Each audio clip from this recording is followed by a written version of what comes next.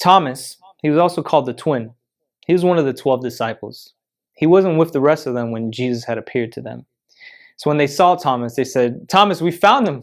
We've seen Jesus. Thomas says, nah, there's no way. There's no way I'm going to believe that. Unless I touch the scars on his hands and on his side where he was pierced, I won't believe.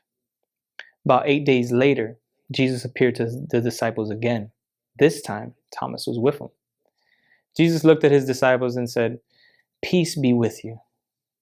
He then turned to Thomas and said, come over here.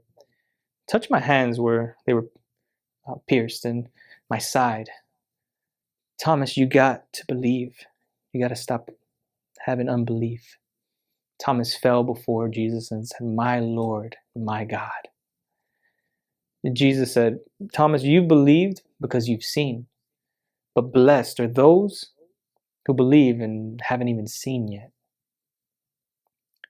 A little while later, some of the disciples were hanging out. They were around the Sea of Galilee.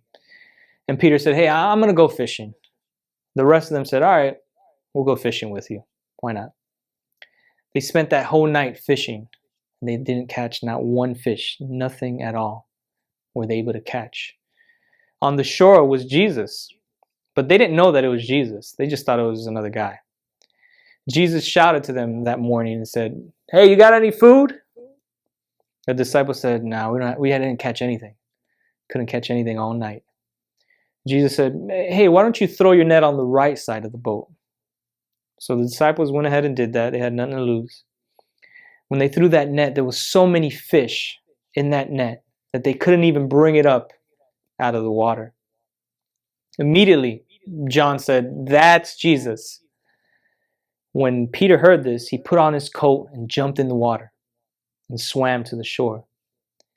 The rest of the disciples went on the boat to the shore. When they got there, they saw some fire, some fish, and some bread. And Jesus said, hey, bring some of that fish you just caught.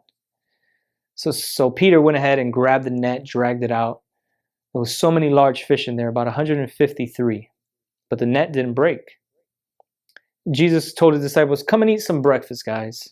So they sit around. None of them dared ask, who are you? They knew that it was the Lord. So Jesus went ahead and fed each of them some fish and some bread.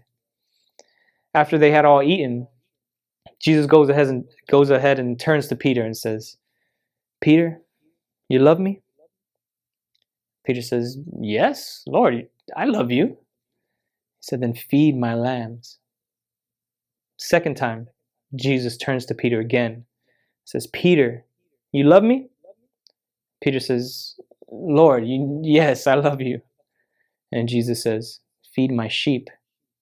3 times now. The third time, Jesus looks at Peter and says, Peter, you love me?